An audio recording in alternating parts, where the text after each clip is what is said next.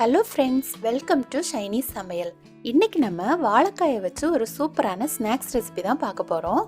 இதை ரொம்ப சீக்கிரமாகவே செய்திட முடியும். வாழைக்காயில் செய்ததாக சொன்னால் யாருமே நம்ப மாட்டாங்க. அந்த அளவுக்கு ரொம்ப டேஸ்டான ஸ்நாக்ஸ் ரெசிபி. இதை நம்ம வெரைட்டி ரைஸ் கூட எல்லாம் பரிமாறலாம். ரொம்ப டேஸ்ட்டாக இருக்கும். இப்போ இதை எப்படி பண்ணுறதுன்னு பார்க்கலாம். வீடியோக்குள்ளே போக முன்னாடி நம்ம சேனலை சப்ஸ்கிரைப் பண்ணி சப்போர்ட் பண்ண எல்லாருக்கும் நன்றி. சப்ஸ்கிரைப் பண்ணாதவங்க மறக்காமல் சப்ஸ்கிரைப் பண்ணிக்கோங்க. பக்கத்தில் இருக்க பெல் பட்டனையும் கிளிக் பண்ணிக்கோங்க. அப்போ தான் நான் அடுத்தடுத்து போடுற வீடியோஸை நீங்கள் தவறாமல் பார்க்க முடியும். வாழைக்காய் கோலா உருண்டை பண்ணுறதுக்காக நான் இன்றைக்கி 3 வாழைக்காய் எடுத்திருக்கேன். 3 முதல் 5 வாழைக்காய் வரை யூஸ் பண்ணிக்கலாம். பெரிய வாழைக்காய் இருந்தால் நீங்கள் 3 யூஸ் பண்ணிட்டா போதும். நம்ம பஜ்ஜிக்கு யூஸ் பண்ணுவோம்ல, இந்த வாழைக்காய் தான் நல்ல டேஸ்ட்டாக இருக்கும். இதே யூஸ் பண்ணிக்கோங்க. இதோட மேல் மற்றும் கீழ்ப்பகுதிகளை நம்ம கட் பண்ணிடலாம். அடுத்து இதை 2 பீஸாக கட் பண்ணி இதை நம்ம வேக வச்சு எடுத்துக்க போகிறோம். ஒரு பாத்திரத்தில் தேவையான அளவு தண்ணி சேர்த்து நம்ம இந்த வாழைக்காயை இதில் வேக வைக்கணும். இது 10 to 15 மினிட்ஸ்லேயே நல்லா பாயில் ஆகிடும். 15 மினிட்ஸ்க்கு அப்புறமா இது நல்லா வெந்து வந்திருக்கு. அடுத்து இதில் இருக்க தண்ணியை நம்ம வடித்து எடுத்துடலாம். ஆறுனதுக்கு அப்புறமா இதோட தோலை நம்ம ரிமூவ் பண்ணிடலாம். தோலை உரிக்கும் போது நம்ம வேக வச்சதுனால ஈஸியாக வந்துடும். இப்போ பாருங்கள், வாழைக்காய் ரொம்ப சாஃப்டாக வெந்து வந்திருக்கு. இப்படி வேக வைக்க முடியலன்னா நீங்கள் குக்கரில் கூட 2 விசிலுக்கு வேக வச்சு எடுத்துடலாம். இப்போ இந்த வாழைக்காயை நான் சின்ன சின்னதாக கட் பண்ணி வச்சுக்க போகிறேன். மிக்சியில் நல்லா அரைக்க முடியாதுன்னா நீங்கள் இதை சின்ன சின்னதாக துருவி வச்சுக்கோங்க. அப்போ ஈஸியாக இருக்கும். அடுத்து நான் அரைக்க பொட்டுக்கடலை எடுத்திருக்கேன். இதை மிக்சியில் சேர்த்து நல்ல ஃபைன் பவுடராக கிரைண்ட் பண்ணி வச்சுக்கலாம்.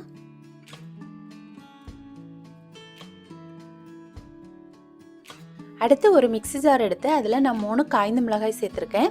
நீங்கள் உங்கள் காரத்துக்கு ஏற்ற மாதிரி 5 மிளகாய் வரை சேர்த்துக்கலாம்.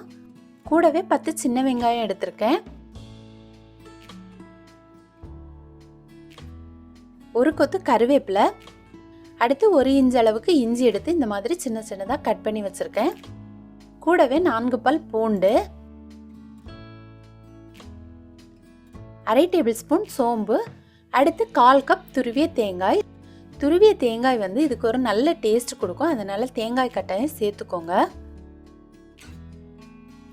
இப்போ இதெல்லாம் சேர்த்து கொஞ்சம் கொரகொரப்பாக அரைச்சி எடுத்துக்கோங்க. அரைச்சி எடுத்ததுக்கு அப்புறமா நம்ம கட் பண்ணி வச்சிருக்க வாழைக்காயை இதில் சேர்த்துக்கலாம். கூடவே இதுக்கு தேவையான உப்பு சேர்த்து இதை நல்லா அரைச்சி எடுத்துக்கணும். அரைக்கும் போது கொஞ்சமாக தண்ணி சேர்த்துக்கோங்க, இல்லைனா கரெக்டாக அரைப்படாது.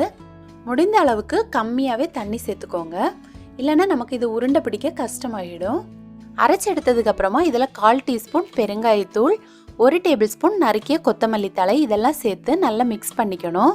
இப்போ இதில் கொஞ்சம் தண்ணி பதம் இருக்கும். நம்ம இதை அப்படியே பால் பிடிக்க முடியாது. அதனால் இதில் பொட்டுக்கடலை மாவை சேர்த்து நம்ம நல்லா மிக்ஸ் பண்ணி எடுத்துக்கணும். ஈரப்பதம் எல்லாம் போய் நம்ம கெட்டியான பதம் வர்றது வரைக்கும் நம்ம இந்த மாவு சேர்த்துக்கலாம். இதே நீங்கள் கொஞ்சம் தண்ணி அதிகமாக சேர்த்துருந்தீங்கன்னா நீங்கள் கொஞ்சம் அதிகமான மாவு தேவைப்படும்.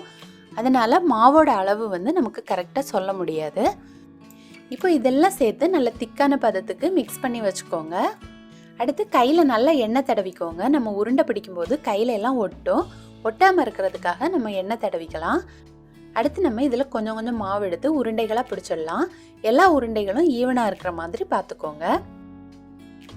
பொட்டுக்கடலை மாவு இல்லாதவங்க கடலை மாவு சேர்த்துக்கலாம், இல்லைனா அரிசி மாவு கூட சேர்த்துக்கலாம். ஆனால் பொட்டுக்கடலை மாவு சேர்த்தா இந்த உருண்டைக்கு வந்து தனி டேஸ்ட் கிடைக்கும். அதனால முடிஞ்ச அளவு பொட்டுக்கடலை மாவே சேர்த்துக்கோங்க. இப்போ நான் எல்லாமே பால் பிடிச்சி வச்சுட்டேன். இப்போ இது ஃப்ரை பண்ணுறதுக்கு ரெடி ஆகிடுச்சு. அடுத்து நம்ம இதை சூடான எண்ணெயில் போட்டு பொரிச்சு எடுத்துக்கலாம்.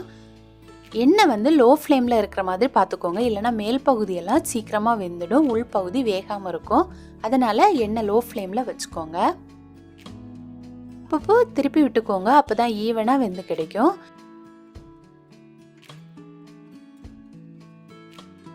இப்போ பாருங்கள், கலரெல்லாம் சேஞ்ச் ஆகி நல்லா ரெடி ஆகியாச்சு. இந்த டைம் நம்ம எடுத்துடலாம்.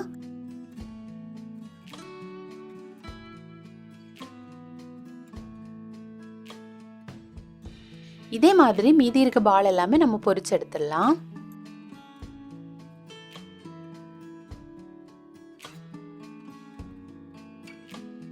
இப்போ பாருங்கள், நமக்கு சூப்பரான வாழைக்காய் கோலா உருண்டை வந்து ரெடி ஆகிடுச்சு.